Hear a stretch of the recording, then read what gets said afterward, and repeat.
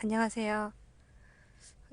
영의 진리의 말씀은 들을 귀가 있는 자에게만 들려지고 계시된다는 사실을 다시 한번 말씀을 드립니다. 아무리 받으려고 해도 받기 어려운 분들이 있을 수 있습니다. 마태복음 24장 45절 말씀에서 충성되고 지혜 있는 종이 되어 주인에게 그 집 사람들을 맡아 때를 따라 양식을 나눠줄 자가 누구뇨? 라고 하신 말씀처럼 각 사람에게 때를 따라 주어지는 말씀이 다릅니다.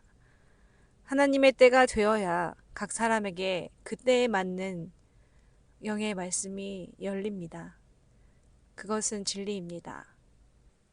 생각해보면 하나님께서 아브라함에게도 때에 맞게 각기 다른 말씀을 주셨다는 것을 볼 수가 있습니다. 아브라함이 75세 때 하나님이 아브라함에게 나타나셔서 너는 본토 친척 아비 집을 떠나 내가 네게 지시할 땅으로 가라.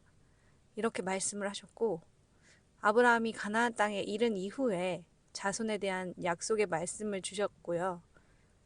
아브라함이 이스마엘을 낳고 난 다음에 13년이 지난 99세 때에 나타나셔서 나는 전능한 하나님이라. 너는 내 앞에서 행하여 완전하라 하시면서 언약을 또 세우시고 할례를 명하시고 그 다음에 이삭을 낳을 것을 말씀을 하셨습니다.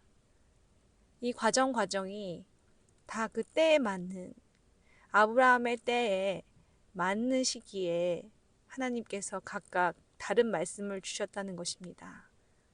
이 모든 과정은 우리 각자 개개인들도 다 거쳐야 되는 과정입니다.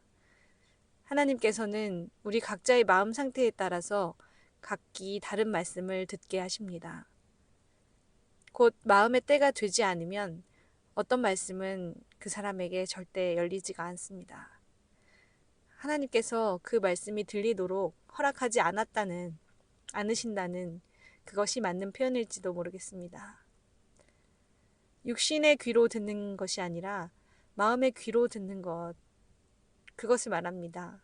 영의 귀로 듣는 것, 그것을 말합니다. 서론이 좀 길었던 것 같은데 결국에 오늘 제가 전하는 말씀도 여러분의 마음 상태에 따라서 받아들이는 정도가 다 다를 것이라고 생각합니다. 여러분은 존 버년의 철로 역정이라는 소설 읽어보셨습니까? 주인공 크리스천이 멸망의 도시에 살고 있던 사람인데 그 도시를 떠나서 하나님의 성에 이르기까지, 하늘나라 성에 이르기까지의 여정을 그리고 있는 그런 소설입니다. 읽어보지는 않으셨더라도 책 제목이나 대강의 내용은 다들 알고 계실 것 같습니다. 애니메이션 영화로도 제작되기도 했으니까 그만큼 전 세계 사람들에게 잘 알려진 내용이라고 할 수 있겠습니다. 그 작품에서도 볼 수 있듯이 크게 구원을 두 단계로 나눠 볼 수가 있습니다. 크리스천이 여러 가지 어떤 어려운 그런 고생 끝에 자기가 그 메고 있는 짐이 점점 커져서 너무 힘들어서 정말 쩔쩔 메고 있는 그 상황에서 힘겹게 언덕을 올라서 십자가로 가까이 다가서자 짐이 굴러떨어지는, 등에 있던 그 커다랗고 무거운 짐이 굴러떨어져서 거기에서 벗어나는 장면, 이것이 첫 번째입니다. 그리고 다시 또 그 이후에도 여러 가지 많은 일들을 겪으면서 여러 가지 고난들을 겪어내면서 천신만고 끝에 천성을 앞에 두고 죽음의 강을 건너는 장면이 나오는데 그것이 두 번째입니다. 그러니까 결국에 사람이 멸망의 도시를 멸망의 도시를 떠나서 천성에 이르기까지는, 천성에 다다르려면 누구나 이 여정을 처음부터 끝까지 거쳐야 합니다. 그런데 그 첫 번째 단계인 십자가를 만나지 못한 채 십자가 사건을 머리로 알고 믿는다고 고백해서 구원을 받았다고 여기고, 이미 여기고 멸망의 도시를 아직 떠나지 않은 사람들도 많이 있는 것 같습니다. 그러니까 멸망의 도시 내에서 아직 천성으로 가는 여정을 시작하지도 않았는데 이미 나는 십자가를 만났고 십자가 사건을 이미 내가 경험했다라고 생각하는 사람들이 많다는 것입니다. 또 어떤 사람들은 멸망의 도시를 떠났더라도 십자가를 만나기 전에 딴 길로 가거나 아니면은 다시 멸망의 도시로 돌아가는 그런 사람들도 많이 있는 것 같습니다.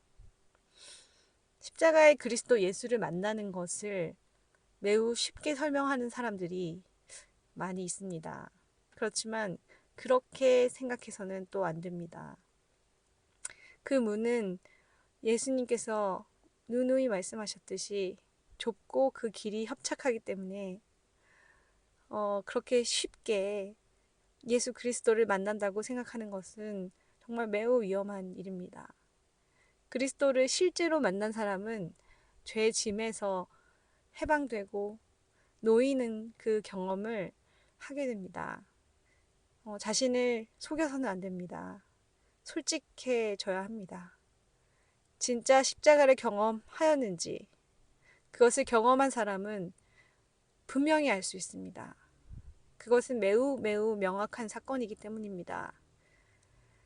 이스라엘 백성들이 애굽을 나와서 홍해가 갈라지고 그것을 통과해서 목숨을 건진 것 그런 사건. 그 사건만큼이나 분명하고도 명확한 사건인데 그것을 경험한 사람이 그것을 알지 못한다는 것은 말이 되지가 않습니다. 그리고 성령에 이끌려서 그 이후에 광야로 가서 연단을 받고 마귀의 시험을 받게 됩니다. 그 마귀의 시험을 통과하는 것이 곧 죽음의 강을 건너서 하나님 나라 안에 들어가게 되는, 그래서 그 안에 거하게 되는 두 번째 단계라고 하겠습니다. 지금 간단히 설명을 드렸는데 예수님도 물 세례를 받으시고 그 다음에 성령을 하늘로서 받으신 다음 성령에 이끌려 광야로 가셔서 40일간 금식하신 후에 마귀의 3가지 시험을 받으셨죠. 그리고 그 시험을 이기신 다음 공생애를 시작하십니다. 이것이 하나님의 아들들이 통과할 과정들을 함축적으로 나타내 주신 것입니다. 마귀의 3가지 시험은 한마디로 육신의 생각을 부인했는가? 이 부분에 대한 시험이었습니다. 성령의 일을 거스르는 육신의 생각. 이것을 따르지 않는 존재라는 것. 그 부분을 시험을 받으신 것입니다. 물론 예수님은 죄가 없으신 분이고 육생의 생각을 따르지 않으시는 분이시죠. 그리고 성령에 충만하신 분이시죠. 그래서 시험 받으실 필요가 없지만 인간들이 앞으로 모든 하느님의 아들들이 겪게 될 그 모든 과정들을 예수님께서 모두 몸소 보여주신 것입니다. 인간이 품을 수밖에 없는 3가지 뭐죠? 육신의 정욕, 안목의 정욕, 이생의 자랑. 이 3가지 육신의 생각을 부인하고 진리의 성령의 말씀을 선택할 때 예수님을 시험하던 그 마귀가 떠나갔습니다. 이 육신의 욕구들, 눈에 보이는 온갖 이 세상에 보이는 모든 부귀영화를 탐하는 마음, 그리고 모든 사람들 또 모든 존재들 위해 뛰어난 존재, 높임 받는 존재가 되고자 하는 그 마음, 이것이 바로 육신의 정욕, 안목의 정욕, 이생의 자랑이죠. 이 모든 욕망과 탐심을 부인하고 못을 받고 오직 진리의 말씀에 자신을 내어 주었을 때 자신이 죽음의 강을 건넜다는 것이 드러나는 것입니다. 예수님은 40일의 광야의 시간이었고 이스라엘 백성들은 40년의 광야의 시간이었습니다. 그 시간을 통해서 내 안에 있는 탐심과 정욕들 하나하나가 드러나고 태워져서 없어지는 그 시간들이, 그만큼의 시간이 반드시 필요하다는 것입니다. 그 고난과 인내의 수많은 시간들 끝에 그 태워지는 그 작업들이 끝났을 때 그 죽음의 강을 건너는 마귀의 시험을 통과하게 된다는 것입니다. 다만 이때 예수님을 시험한 마귀가 완전히 떠난 것은 아니고 잠시 떠났다고 되어 있죠. 마귀의 시험은 우리가 육신의 몸을 입고 있는 동안에는 계속될 것입니다. 그러나 이 육신의 정욕을 십자가에 못 박은 그 사람은 그 시험을 이미 이겼고 또 이기고 있고 앞으로도 또 이길 것입니다. 아멘. 육신의 생명을 놓으면 혼의 생명을 얻습니다. 놓아버리면요. 육신의 생명을 놓아버리면 혼의 생명을 우리가 얻을 수 있습니다. 또 육신의 생명이 죽으면 혼의 생명이 살아납니다. 가라지는 불에 태우시고 알곡은 거두어서 곡간에 넣으십니다. 이것이 바로 하나님의 추수 방법입니다. 이것은 사람 가운데 마귀가 뿌린 가라지를 불로 태우시고 성령이 뿌린 알곡은 거두어서 하나님 나라에 들이시는 이 사건을 말씀해 주시는 것입니다. 육신 가운데 있을 때 그 혼이 추수되어서 하나님 나라에 들어간 그 사람이 바로 구원받은 하나님 나라의 백성입니다. 그들이 바로 첫째 부활에 참여하는 자들입니다. 하나님 나라 안으로 추수되는 것, 그 곡간 안에 들여지는 것, 이것이 말 그대로 가라지와 분리되고 태워져서 그 남은 자 된 상태로 추수가 되어지는 것입니다.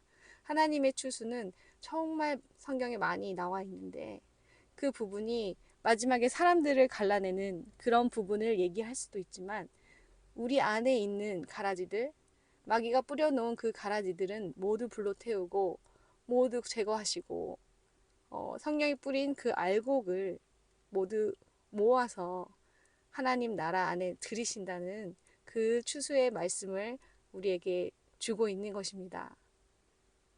추수는 하나님께서 추수할 일꾼들을 사용하셔서 하시는 일이죠. 성령의 불로 육신의 생각들이 싹 제거되었을 때 모두 불에 태워져서 없어져서 제거되었을 때 혼이 구원이 됩니다. 이 과정에서는 우리에게 말씀과 기도가 필요합니다. 생각해보면 하나님은 말씀의 검으로 육신의 생각들을 찔러 쪼개십니다. 그리고 기도로 육신의 생각들을 불태우십니다. 그러면 이 모든 그 불에 태워진 아름다운 향이 하나님께 올려진 것입니다. 이것이 바로 말씀과 기도입니다. 우리 내면의 모든 생각들이 말씀과 기도로 연단받고 정죄되고 찔러 쪼개지고 부서지고 분해되고 불로 태워져서 남김없이 육신의 생각들이 사라지는 이 과정이 바로 추수의 과정들입니다. 이것이 말씀과 기도의 역할이라고 하겠습니다. 이 과정을 반복함으로써 혼의 구원에 이르게 되고 우리는 그제서야 하나님 마음에 합한 자가 될 수 있습니다. 하나님 마음에 대적하는 모든 우리의 육신의 생각들이 불태워져 소멸된 그 상태이기 때문입니다. 그런 사람들은 이제 그렇게 혼의 구원을 받은 그 사람들은 하나님의 마음을 받아서 그 말씀을 선포하고 전하는 삶을 살게 됩니다. 예수의 증거는 대언의 영이라고 했습니다. 하나님 나라 안에 사람이 거할 때 성령님의 음성을 그대로 전하는 통로가 될 수 있습니다. 예수님도 그 과정 이후에 비로소 공생애를 시작하신 것입니다. 그 40일의 금식과 광야 생활 가운데 그리고 그 마귀의 시험을 통과하시고 난 이후에 예수님도 공생애를 시작하셨습니다. 말씀은 이것을 모두 들어맞게 한치의 오차도 없이 설명하고 있는 것을 볼 수가 있습니다. 사람의 일을 생각하지 않고 하나님의 일만 생각하는 사람이 이 사람들입니다. 반대로 하나님의 일은 생각하지 않고 사람의 일만 생각하는 것은 바로 사단의 영향을 받는 상태입니다. 지금 이렇게 하나님의 마음을 받고 예수의 증거에 따라 대언의 영을 가지고 있는, 마음에 품고 있는 그 사람들은 이런 사단의 영향을 받지를 않습니다. 마귀의 시험에 들지 않는 상태라고 하겠습니다. 이것은 인간이 할 수 있는 일이 아니고 하나님 안에서만 가능한 일입니다. 그렇다면 육신의 일, 사람의 일, 이것은 성경에서도 말씀하시듯이 현저합니다. 갈라디아서 5장 19절로 21절 말씀. 육체의 일은 현저하니 곧 음행과 더러운 것과 호색과 우상숭배와 술수와 원수를 맺는 것과 분쟁과 시기와 분냄과 당 짓는 것과 불리함과 이단과 투기와 술 취함과 방탕함과 또 그와 같은 것들이라. 전에 너희에게 경계한 것 같이 경계하노니 이런 일을 하는 자들은 하나님의 나라를 유업으로 받지 못할 것이요. 아멘. 이런 육체의 일은 생각하고 하나님의 일을 생각하지 않는 자들은 마귀의 시험을 이기지 못하고 그렇기 때문에 하나님의 나라를 유업으로 받지 못합니다. 이것이 다른 사람도 아니고 바로 바울 사도께서 하신 말씀이라는 것을 기억하시기 바랍니다. 이렇게 육체의 일을 생각하는 자, 곧 시험에 든 자가 죽고 하나님의 일을 생각하는 자만 하나님 나라에 들어갑니다.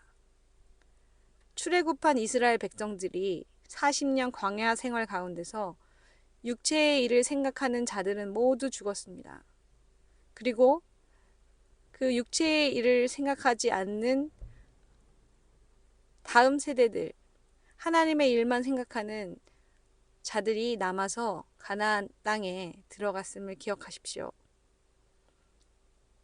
이것은 우리 내적 상태의 본보기가 됩니다. 육신과 짝된 자는 죽고 성령과 짝된 자가 영생을 누린다는 것입니다. 아까도 가라지와 알곡의 비유를 말했던 것처럼 이렇게 육신과 짝된 가라지는 원수가 뿌린 이 씨는 불에 태워지고 성령과 짝된 하나님의 씨인 알곡은 모아서 곳간에 들여지는 것입니다. 하나님은 계속 이것을 나누어서 말씀을 하십니다. 정말 성경 곳곳에서 수많은 비유들로 이 말씀을 하고 계십니다. 사람의 일을 생각하는 자와 하나님의 일을 생각하는 자를 대조해서 나타낸 것을 성경에서 찾아보면 가인과 아벨, 이스마엘과 이삭, 에서와 야곱, 사울과 다윗, 이렇게 두 인물들을 계속 대조시키고 있는 것을 볼 수가 있습니다. 잘 생각해보면 우리 모든 사람의 마음에는 가인, 이스마엘, 에서, 사울이 있습니다. 그런데도 우리는 성경을 보면서 그들을 우리와 분리시켜서 생각을 합니다. 나는 저들과는 달라. 어떻게 하나님의 말씀을 저렇게 거역하지? 라고 생각을 합니다. 하나님 말씀을 듣지 않고 아벨을 쳐 죽인 가인이나 그 사울의 그 모든 하나님 말씀을 거역하는 그 모습들을 보면서 나는 저들과 다르다라고 생각하는 것이 은연중에 우리 안에 있습니다. 그러나 이것을 인정을 해야 됩니다. 우리 안에 분명히 그들이 자리하고 있습니다. 그리고 그들은 반드시 나타나야 되고 처리되어야 됩니다. 하나님의 불에 의해서 모두 다 반드시 처리되어야 합니다. 지금 혹시 육신의 일을 생각함으로써 씨름을 하고 있지는 않습니까?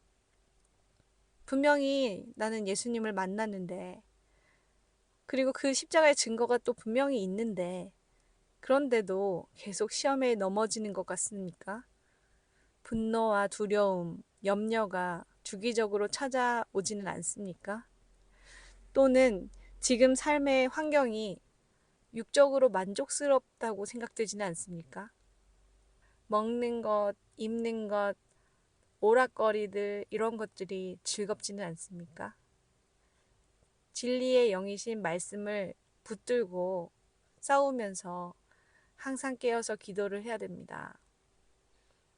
지금 이런 질문에 좀 마음에 걸리는 것이 있다면은 그것은 지금 만약에 십자가의 그런 모든 과정을 겪었다는 것을 본인이 분명히 증거로 갖고 있는데도 불구하고 이런 생각들이 여전히 떠나지 않고 있다고 하면 그것은 아직 광야 가운데 있다는 사실을 인정을 해야 됩니다. 그 광야에서 아직 가나안 땅 들어가지 못하였고 하나님의 나라 안으로 들어가지 못한 상태라는 것을 인정을 해야 됩니다. 그리고 인정하고 그 말씀을 붙들고 깨어서 기도를 해야 됩니다.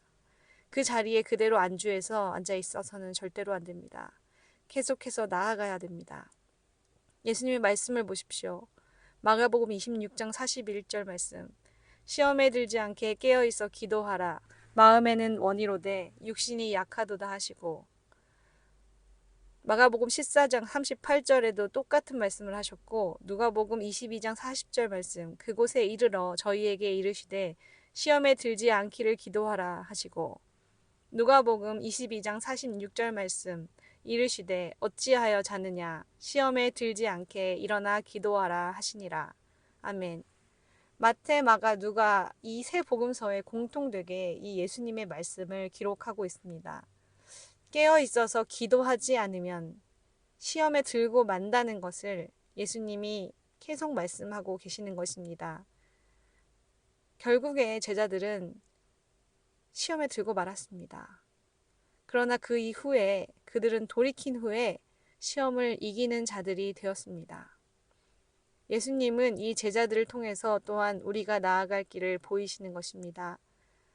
우리는 모두 시험에 드는 존재입니다. 이것을 부정할 수 없고 우리 안에 분명히 가인과 같은 존재, 이스마엘과 같은 존재, 에서와 같은 존재, 사울과 같은 존재가 있습니다. 하나님의 말씀은 거역하고 육신의 일을 생각하고 하나님의 일을 생각하지 않는 마음들이 우리 가운데 분명히 있습니다. 그 마음들을 주님 앞에 분명히 인정하고 정말 내 안에 그런 것들이 있습니다. 이것들을 모두 다 주님 내어놓사오니 불에 태워 주옵소서. 성령의 불로 태워 주옵소서. 끊임없이 간구하며 기도하며 자기의 마음을 내어놓아야 하고 내어놓은 그 마음들이 하나님께서 태우시기를 간절히 구하며 나아가고 맡겨야 합니다. 그 과정 가운데서 우리 모든 생각들이 육신의 생각들이 불에 태워질 것입니다. 흔적도 없이 사라질 것입니다. 우리가 태울 수 없습니다. 하나님이 주시는 성령의 불로 인하여 태워질 것입니다. 다시 한번 말씀드리지만 우리는 모두 시험에 드는 존재들입니다. 그리고 실제 시험에 듭니다. 그렇지 않은 사람은 단 한 사람도 존재하지 않습니다.